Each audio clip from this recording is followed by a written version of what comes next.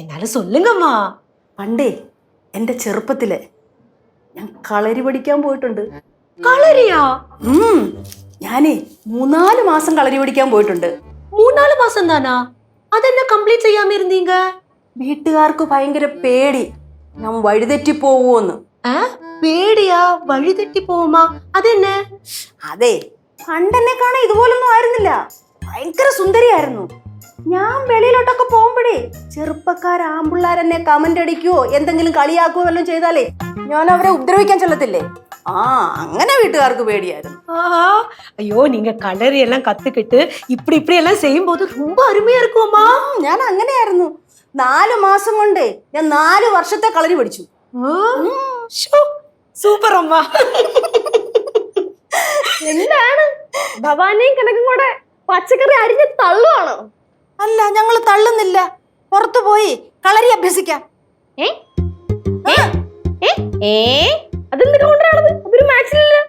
சிவா, அம்மா சின்ன குழந்தையா இருக்கும்போது களரி எல்லாம் கத்துருக்காங்களாம். அது இந்த 3 மாசம் தான் அம்மா களரி எல்லாம் படிக்க போயிருக்காங்க. வீட்டுக்காரெல்லாம் அனுப்பலையாம். ஆனா இந்த 3 மாசத்துல 4 வருஷம் என்ன படிக்கணுமோ அதெல்லாமே പഠിച്ചിருக்காங்க. 3 മാസം കൊണ്ട് 4 വർഷത്തിൽ പഠിക്കേണ്ടതെല്ലാം അമ്മ പഠിച്ചല്ലേ? അമ്മമ്മ ഒരാവേശത്തിന് അങ്ങ് തള്ളിയതാ. നീ അതേ പിടിച്ച് കയറല്ലേ. 3 മാസം വിട്ടത് കാര്യമായി പോയി, ഇല്ലെങ്കിൽ വീട് തള്ളി കുറച്ചിട്ടേനെ ഇപ്പൊ. അപ്പൊ അതുകൊണ്ടാണ് കണ്ടവരുടെയൊക്കെ വെക്കിട്ട് കയറുന്നല്ലേ കളരി ഭവാനി. നീ നിനക്കെന്തോ ലച്ചുവിന്റെ പ്രേതം കയറിയോ? അല്ല, നീ കിട്ടുന്ന അവസരത്തിലൊക്കെ എന്നെ ട്രോളുന്നുണ്ട് ഇപ്പം. നിങ്ങൾ ഇവിടെ കളരിത്തല്ലോ കുംഫുത്തള്ളോ എന്ത് വേണമെങ്കിലും അയക്കോ. അറിഞ്ഞ വല്ലതും എന്തുവാ? അപ്പൊ ലോട്ടറി അടിച്ചോ? ലോട്ടറിയോ? ഫസ്റ്റ് പ്രൈസാ? ആണോ? ഓ തന്നെ. ശങ്കര? ശങ്കര എങ്ങോട്ടാ? അല്ല, ശങ്കരനെ കാണാൻ. എന്തിന്?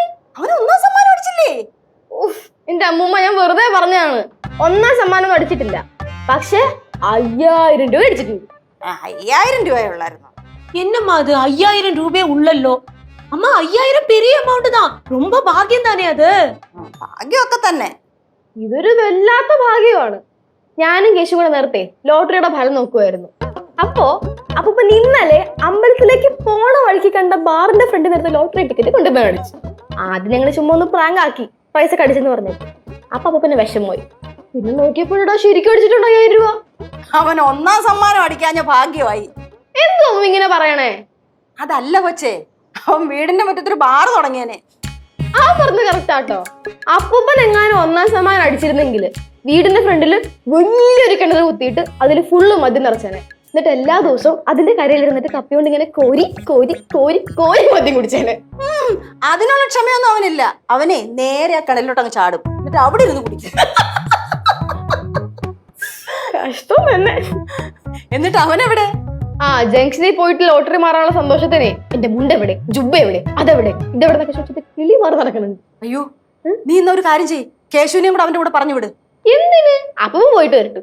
എന്റെ കൊച്ചെ, പറഞ്ഞു വിട്ടില്ലെങ്കിൽ ആ കിട്ടിയ കാശ് മൊത്തം ബാറി കൊടുത്ത് കള്ളു കുടിച്ചിട്ട് അവൻ അവിടെ കിടക്കും. അയ്യോ, വിട്ടുപോയി.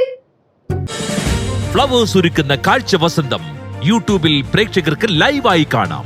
ഫ്ലവേഴ്സ് കോമഡിയിൽ ജോയിൻ ചെയ്യൂ, ആസ്വദിക്കൂ.